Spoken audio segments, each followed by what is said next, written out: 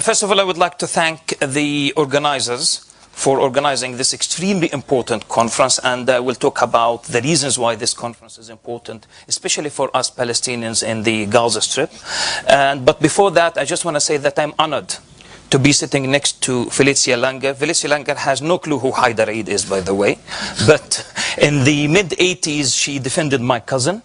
And she drove her car to Gaza. And I saw her, and I was about 17 years old. I shook hands with her, and I thanked her very much for everything that she did. I had already read her wonderful book with my own eyes, and I am really honored. I never expected to be sitting next to Felicia Langer. So I just wanted to say that. And I also, yeah, on my behalf. Yeah. And I also want to say that I'm also honored to be sharing a platform with my friend and colleague and comrade Mazin Qumsiyeh. I've been working with Mazin Qumsiyeh for years, since he was in the United States of America, and this is the first time I meet him in person. The same thing applies to Ali Abu Na'ma, the editor of Electronic Intifada and the author of one of my favorite books, One Country, about proposal to end the Palestinian-Israeli conflict, and of course Ilan Pape, my brother and comrade. We've shared a lot of platforms, but every single time we shared a platform, I was doing it from Gaza via video conference or on the phone. And this is the first time I meet, of course, in person with Ilan Pape. And thank you.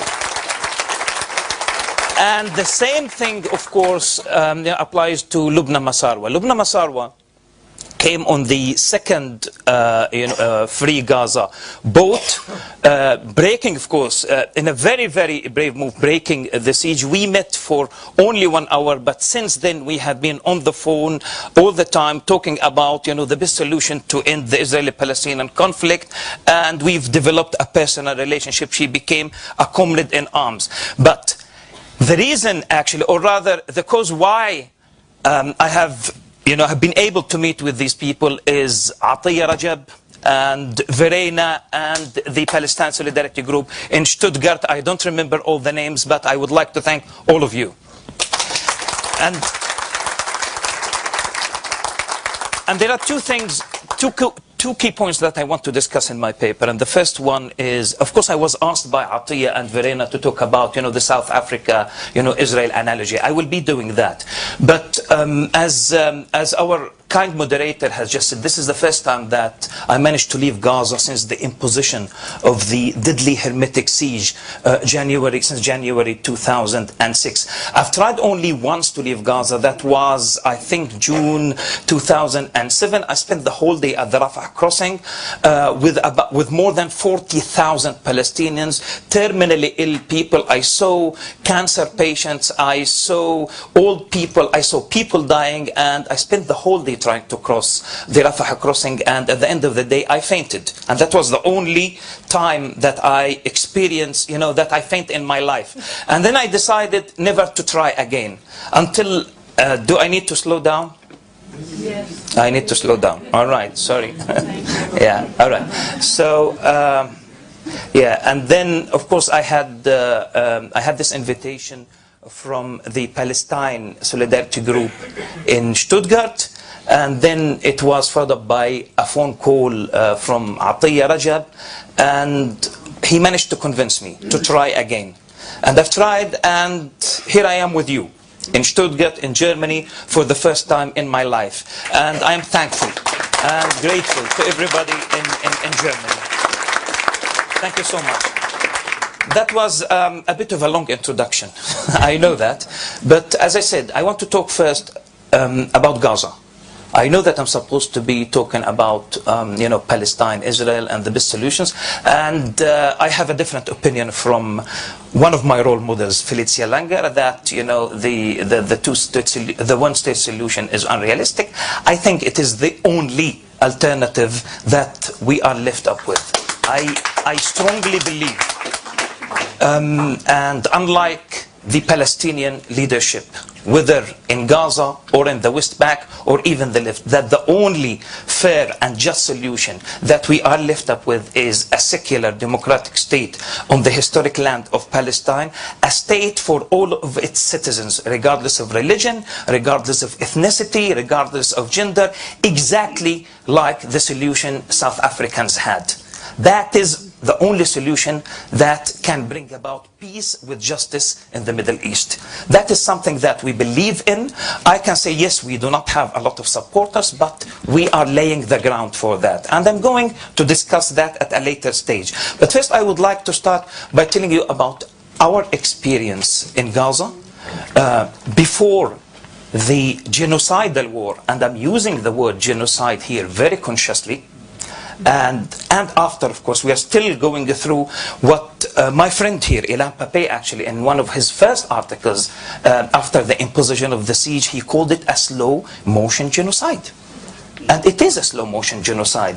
And believe me, slow motion genocide is much, much more painful than a quick genocide.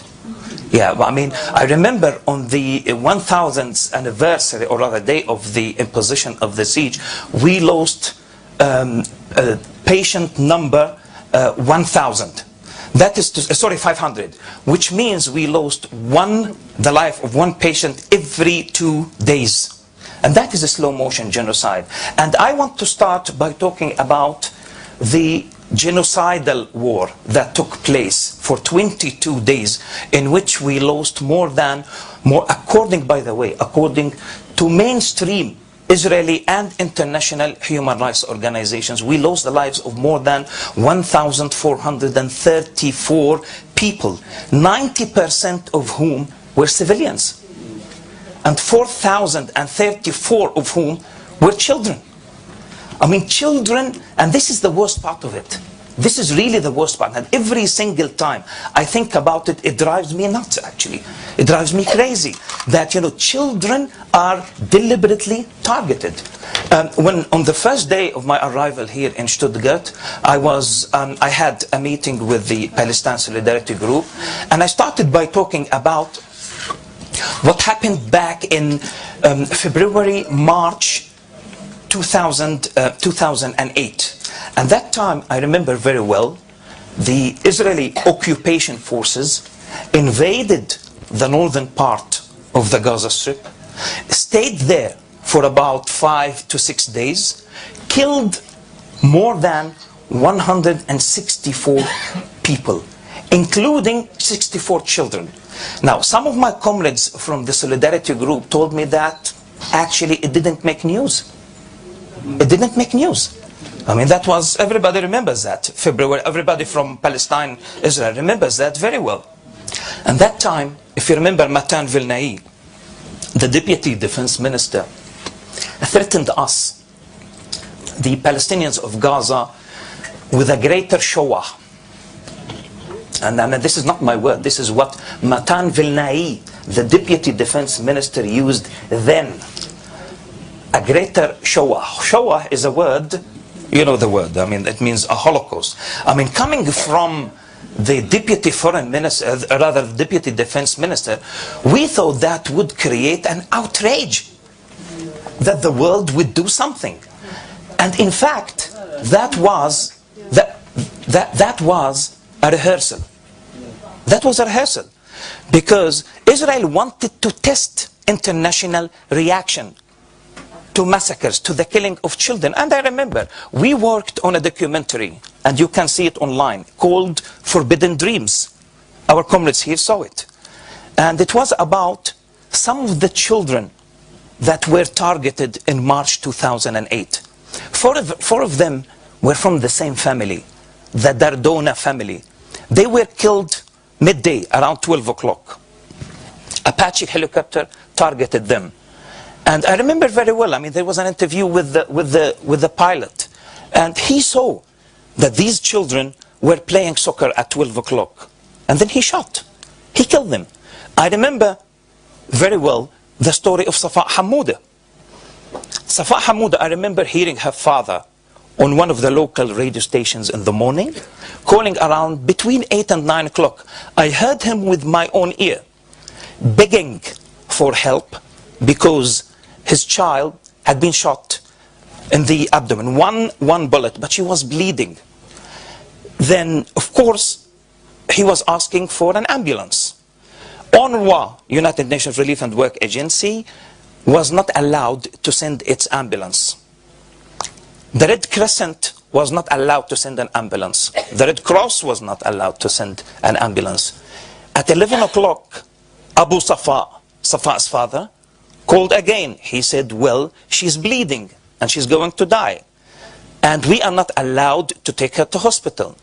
2 o'clock he called again. 5 o'clock he called again to say that she's dead. That she's dead. And she died. 11 years old, Safa Hamouda died. Now that is only one story. And I'm not saying this because we need sympathy. Actually, the message that I'm bringing from Gaza is that no, we don't need sympathy. The message I am saying, or rather the message that I'm bringing from Gaza, is that we are fed up. We are fed up. Really, we are fed up. And in Arabic is hegna. And I'm saying it in Arabic and I'm saying it in English because, I wrote an open letter to Barack Obama, which he never read, of course.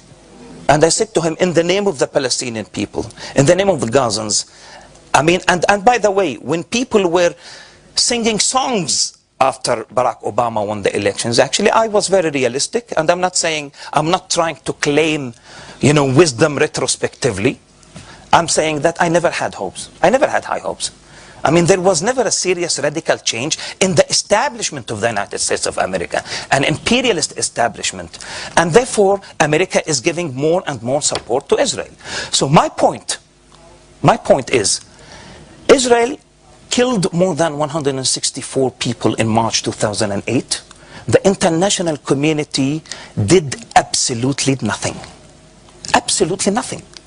And therefore, Israelis realized and understood that they could come back again on the 27th of December, and I remember that very well, 11:25 a.m.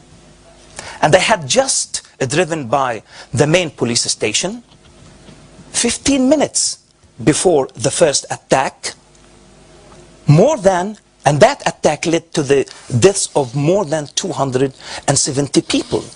And notice the timing. 11:25. Children are going to school, and because we have two shifts. Gaza is too crowded, people who know Gaza. And children were coming back from school. And therefore, most of those who got killed were children. Now, 2 days before that, Tzipi Livni, a war criminal by all standards, warned us from Cairo. And she said, and I'm quoting, Hamas must stop the launch of Qassam rockets from Gaza. And then 2 days later, we paid a heavy price. We paid a very, very heavy price. The massacre continued for 22 days. We expected the international community to do something. And here when I say the international community, I want to make a difference between, you are the international community, we love you. We love you. Solidarity groups, grassroots organizations, civil society organizations, you were the people who helped bring about the end of apartheid. And we bank on you. We count on your efforts. But we have a problem with the United Nations. We have a problem with Security Council, with the Quartet and European Union, Arab League, Organization of Islamic Conferences. Tons of condemnations, statements of condemnations actually never convinced Israel to stop its massacre of the Palestinian people. I remember very well